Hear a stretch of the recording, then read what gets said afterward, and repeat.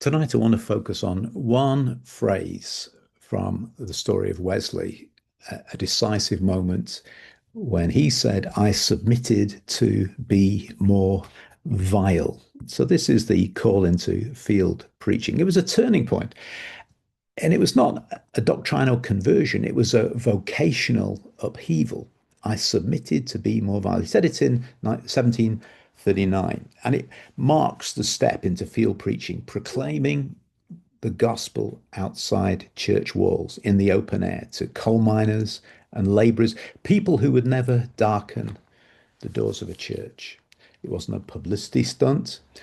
It wasn't innovation for innovation's sake. It was a theological crisis that became a missional breakthrough. There was revival stirring in Bristol in 1739 as a result of the preaching of George Whitefield, a popular local man. His family's around. His sister lives on Wine Street in the middle of Bristol. This is where John Wesley is going to lodge in a minute. He's overwhelmed by the opportunities, but he has calls upon his time. And so he summons his friend from London to come and help him. And that's how it began. Whitefield had begun preaching outdoors to the miners in Kingswood. Churches didn't really want to know about that because pulpits were guarded places, guarded space, sacred space.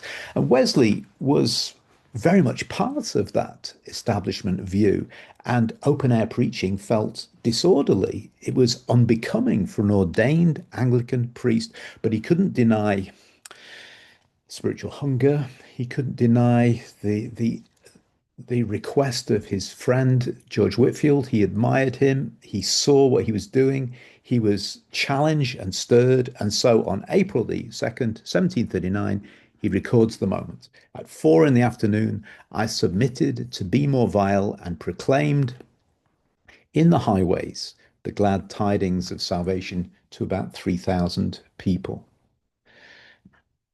And the picture, the drawing shows. I like this drawing because it shows the drama of the occasion. It shows how in your face this was, and that these were poor people, and these were people who would never attend church. You see, he's used to preaching, and he's used to lecturing. He's used to holding rowdy students, holding their attention, and you can see the arresting lifting of the hand, the Bible under it. And also, this was something that was an extremely novel and interesting and exciting for a people who would be starved of entertainment. So there was that factor, of course, of course. But he uses the phrase submitted here.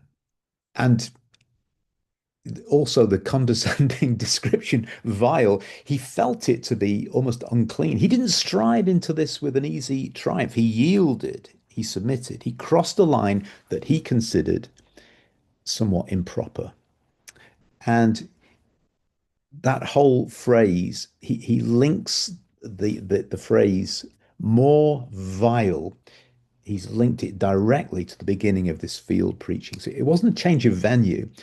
It was a surrender of something important. His middle classness, his social respectability, his sense of dignity, his desire to be approved of by his society. All those things had to be surrendered. I submitted. I submitted. I don't like it, but this has to be done. So why did he call it more vile?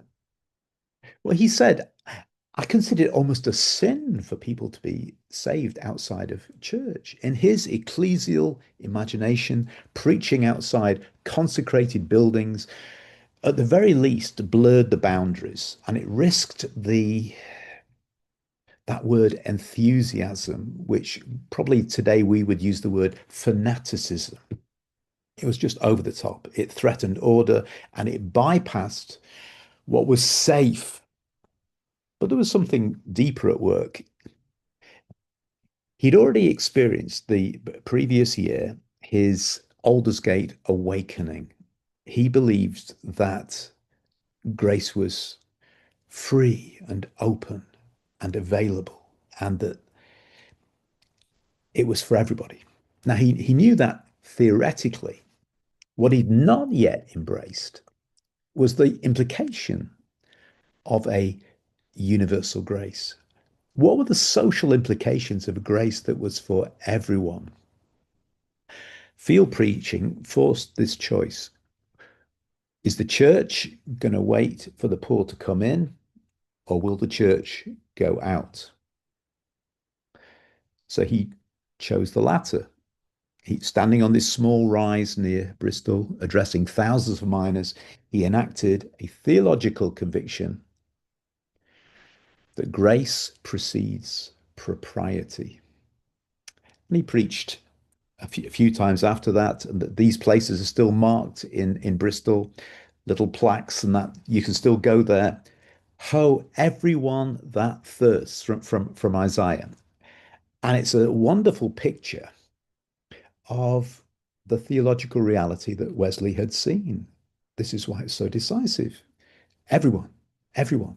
So there's this incredible, inclusive invitation. Everyone, everyone. And obviously, clearly, the gospel is not bound to architecture. Now, this changed Wesley, of course. It also changed what became Methodism. This is very early days. From that point on, the movement would be a movement. It would be mobile and it would be adaptive and improvisational. That's why he was able to use lay people so well, to empower people, to use women, to use people who had themselves responded to grace. Whosoever will may come, may go, may work. Everybody's part of this. It was incredibly exciting, but it was an ad hoc. It was ad hoc. Field preaching was designed simply to meet the needs of the moment. How can we do it? This is the only way. The mission created the method. Now, there's an irony here because he feared that preaching outdoors would make him seem improper. In reality, it revealed the heart of even Anglicanism at its best, of proclamation without boundaries. He's the guy that said, the whole world is my parish. That's the Anglicanism sneaking out and then being transformed. And the way that he defended himself was to talk to people about the New Testament. And his vileness was just a fidelity to the incarnation. This is how Jesus worked. He preached from boats and hillsides. Maybe pulpits were never meant to confine the word. So field preaching, as he came to understand it, was not anti-church. It was church. It was church expanded. It was sanctuary without walls. And it posed a question that stays with us. Uh, where are our highways? Who are today's Kingswood miners? What forms do we have to relinquish? Not because they're wrong, but because they no longer reach the lost. So Wesley's discomfort may be the most instructive part of the story. He didn't abandon order lightly. He wrestled with it. He prayed with it. He tested it against scripture and fruit. And once convinced, he moved. I submitted. It's a spiritual word, isn't it? Submission is not capitulation to trend, it's obedience to conviction. And his conversion to field preaching reminds us that renewal often feels like loss before it feels like life. He lost a bit of clerical decorum, but he gained. He gained traction. He gained a movement. He surrendered dignity, but he found the people. And perhaps the most searching question that the episode leaves us with is, what do we need to submit in order to reach those who are not yet within earshot of our sanctuaries? For Wesley, it meant stepping onto a hill and lifting his voice. For us, it might be equally unsettling. But if the gospel is truly good news for everyone, then sometimes holiness requires us to risk being thought more vile. for the sake of love? What does more vile mean to you? Okay, thank you. Good night now.